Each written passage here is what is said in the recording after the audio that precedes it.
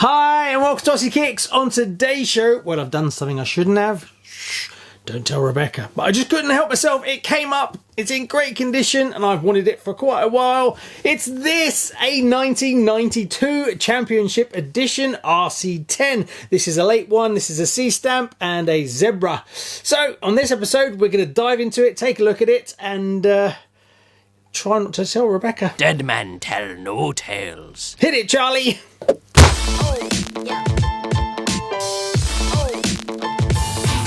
Qualifying number 1, Masami Hirosaka from Japan.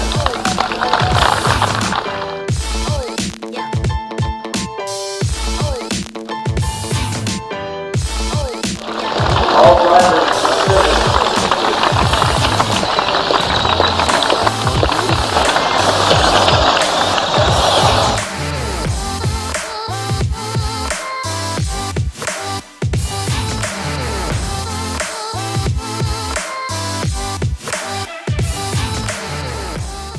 So not only did I get the car, but I also got a pretty decent box and a lovely crisp manual. Now the eagle-eyed of you will notice it's not painted up like the box art. It's actually painted up to match the manual. Believe it or not, Team Associated, when they brought this out, the box art and the artwork on the manual is different. A lot of people do this and I must admit I can see why.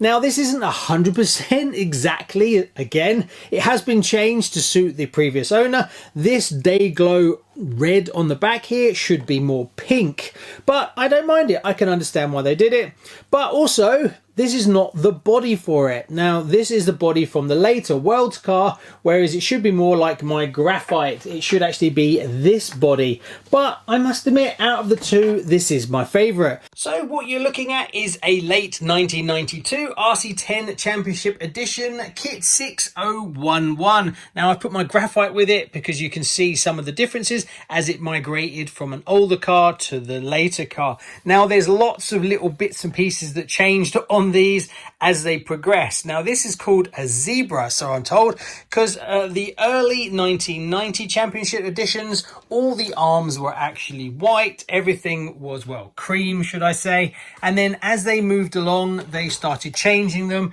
and eventually the much later ones were all black. So this is a C stamp. I don't know if you can see it in there, and yes, it should have a motor. Kit motor that came with it was a 27 turn, probably a Mr. What was it called? Mr. Outlaw by Reedy. Also some other kit Reedy motors were used when they ran out. So that's the thing with Team Associated. There was lots of changes that kind of bumbled along. So you could buy the same car. An early one would be different to a later one, and the motor you got would depend on what time and what they had available. So some things that were different in this one, it had the different shocks, much longer shocks at the front versus the old one, as you can see, as well as the upright is different. So it's got much more travel at the front versus the old one. Also, it has the stealth transmission like you saw early on. Masami went on to win the 1989 IFMA World Championships, and his had a very early prototype version of this, not the outside but what was going on inside.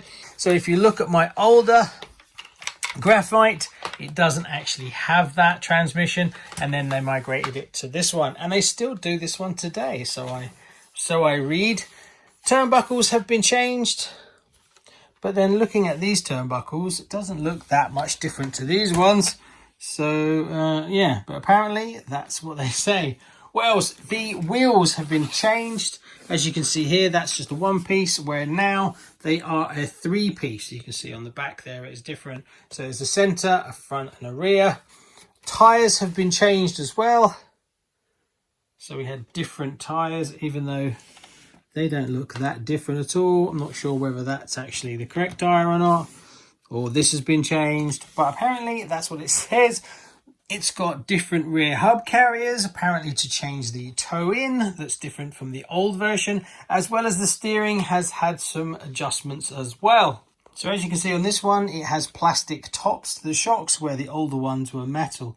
Also, the amount of placement for the actual top of the shock is different to this one here. Now this body is painted up really nicely. It's actually been painted really sharp.